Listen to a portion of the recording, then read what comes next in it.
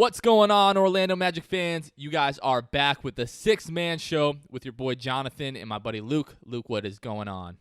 Not much, man. I'm real excited for this episode. I'm excited to hear what it brings. Absolutely. So it is March 7th, 2020, and this bonus episode that we're putting out here, Luke and I have been talking about this the last couple weeks or so, and we wanted to kind of highlight some Orlando Magic super fans just throughout the fan base. So this is going to be our first episode of what we're going to call the fan feature. So we don't know how often it's going to be, but every now and then, when the opportunity strikes, we're going to bring on some super Orlando Magic fans. Just talk to them about their fandom, when they became Orlando Magic fans, cool stories, things that they have like that. So pretty excited, and this is going to be our first episode. So on the line here, you might know them by different names, but we have Chuck and Jonathan Earle on the six-man show today, better known as Loud Bald Guy and Byrdman. Gentlemen, how you doing? Good. Great. Thanks for having us, guys. We're looking forward to it. We're really, really excited. Glad that we could make the connection. Been following you for a long time on Instagram.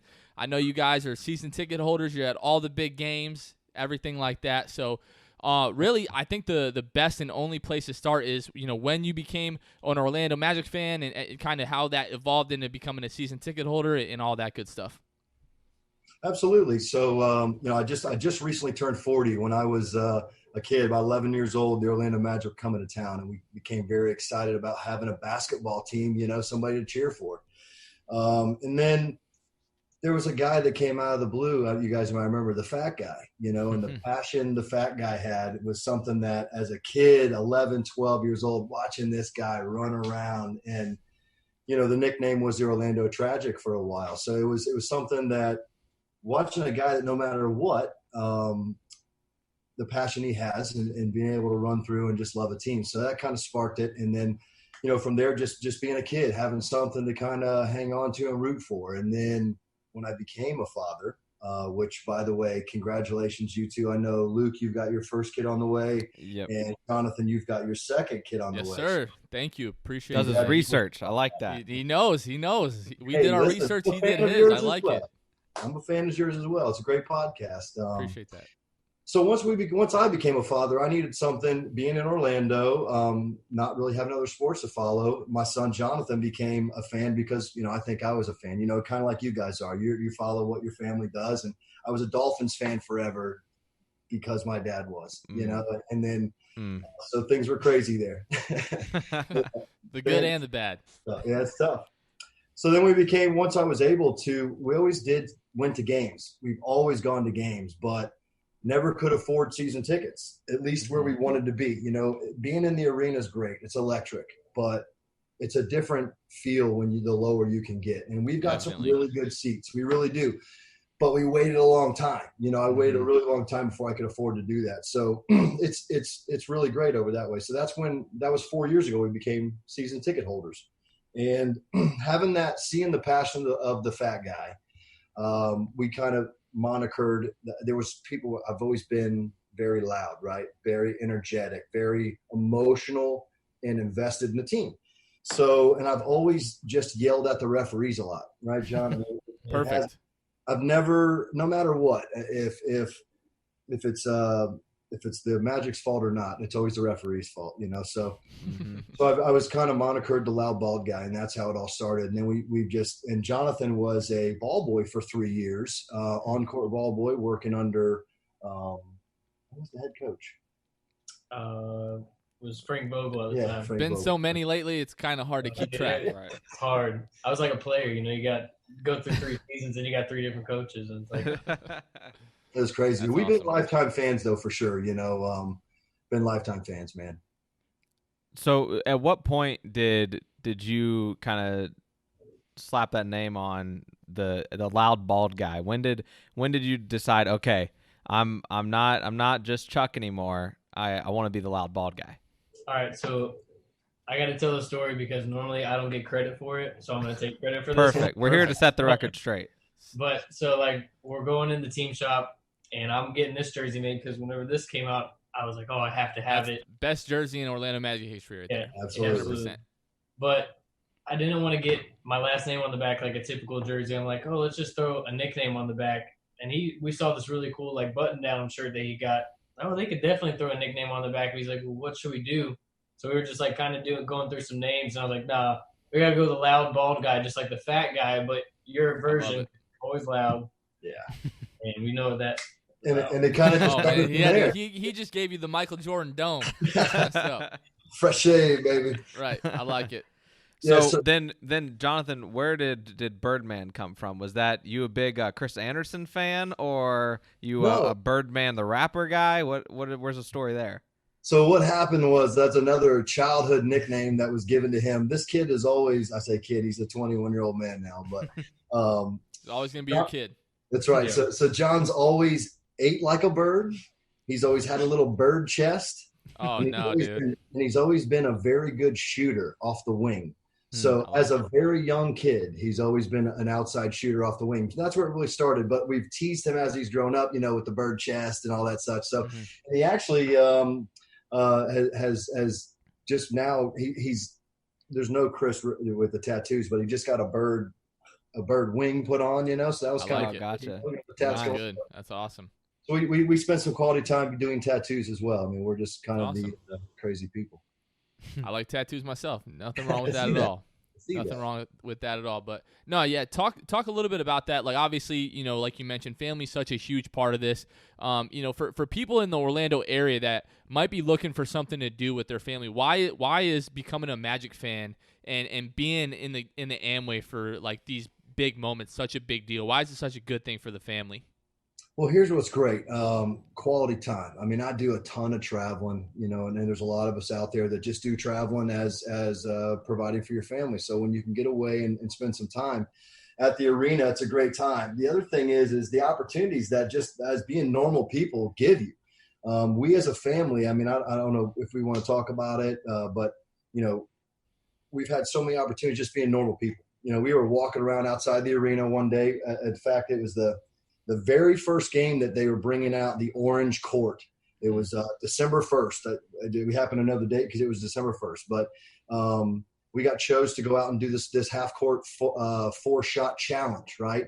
Just being normal people, walking around out there. We go on the court, we win $5,000. I mean, we end up going through, and I make a layup. My younger son, Justin, makes the free throw. Jonathan makes a 3-pointer. I saw the stroke. I did. You mentioned he was a good perimeter shooter. I saw it. I got to have a little bit of an advantage from just being a ball boy, knowing kind of what it's like out there. Yeah. So it's different in the big arena. Your depth perception's off. But shooters shoot. That's what they say. Yeah, the first one was all nerves, though. If you go back and look at it, it was like brick right. The next one had to go nothing but net. So then we went back and we made a couple attempts out of half court shot, and all this needed to take place in 45 seconds. So my wife makes an attempt at it. It missed. John made an attempt. He missed. I missed. And then our youngest boy, his first attempt, he banks it right in and makes it for $5,000. But happened to be Jonathan was shooting also behind him. If you watch that video, behind the bank in, Jonathan nets it. He swished from half court, so it was back to back. Both boys made it. So should have gave you $10,000. It was crazy. It was wild. It was that really money was wild. coming home one way or the other.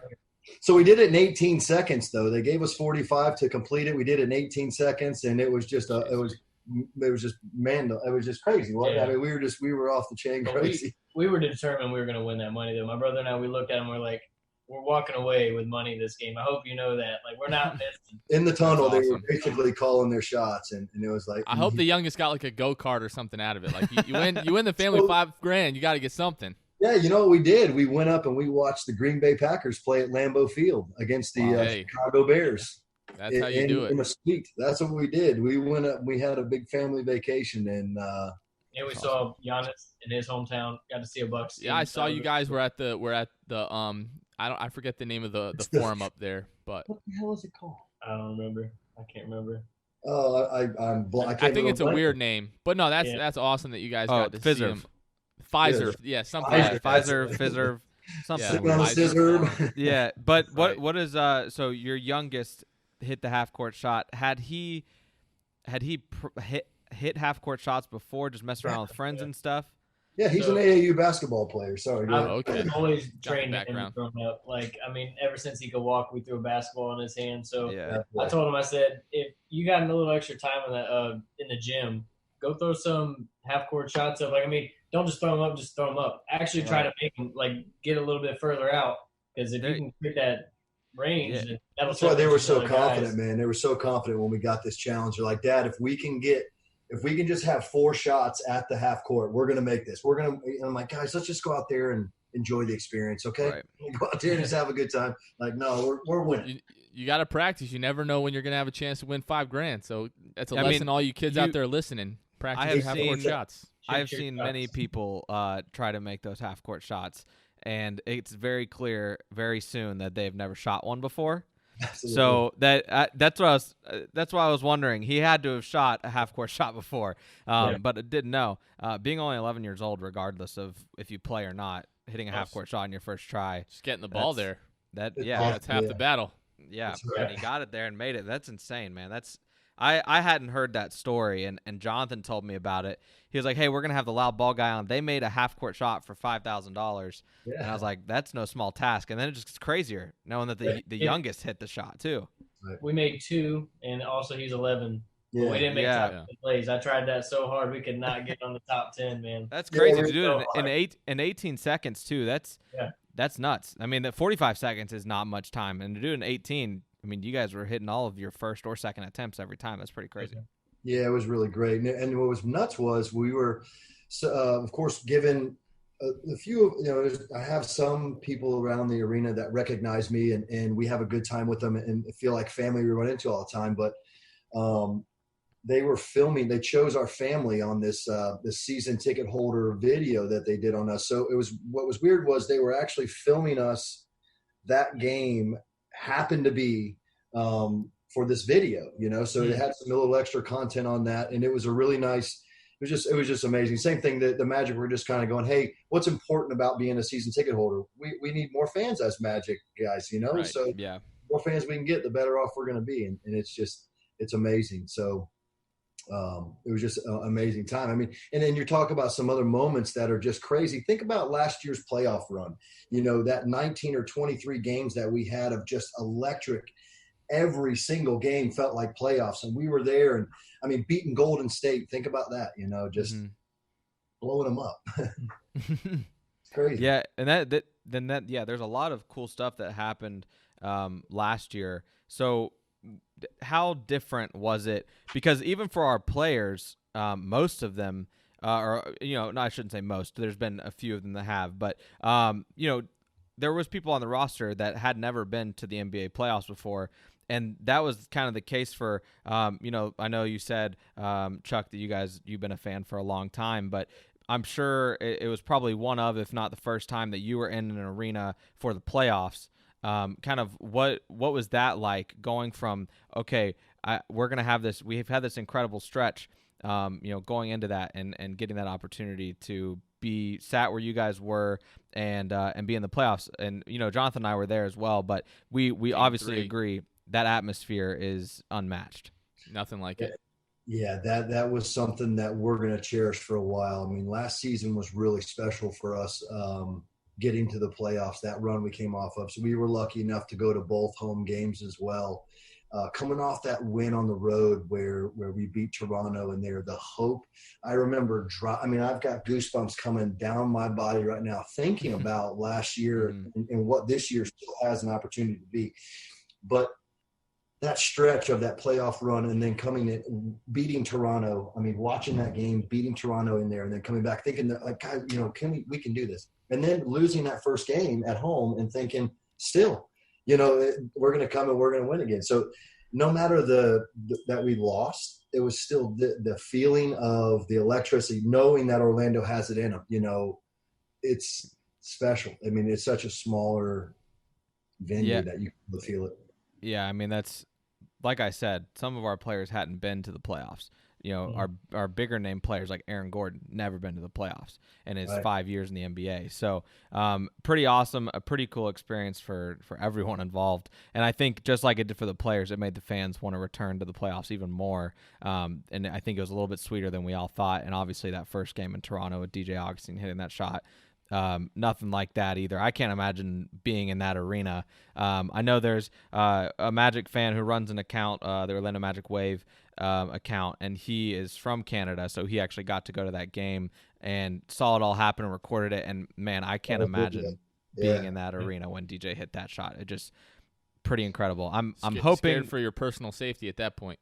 Yeah, I'm hoping that we can return to that soon. But obviously everything's up in the air. But we did report and see from reports that Magic are trying to get into the facilities. They're trying Friday, but it looks like that'll be next week. So we're inching closer to a return, but who knows what it'll look like either. Cliff the Big Red Dog put it on hold. Yep, exactly. But yeah, you mentioned last year and that great story, Cliff. Sorry, you said Cliff. I got Cliff on the brain now. Luke here mentioned the fact that it was a guy like Aaron Gordon's first time making the playoffs. So speaking of Aaron Gordon and speaking of great stories, it looks like you guys have had a few nice pieces behind you there that probably have some good stories behind them. So if you want to talk about that for just a couple of minutes there, about your little man cave there. Yeah, so this one here, this Aaron Gordon jersey here was from when and there's another, this is the dunk contest where he got shafted the first time in 2016. So after he did that, they did a dunk a talk around with Aaron Gordon. So we actually got to go as season ticket holders.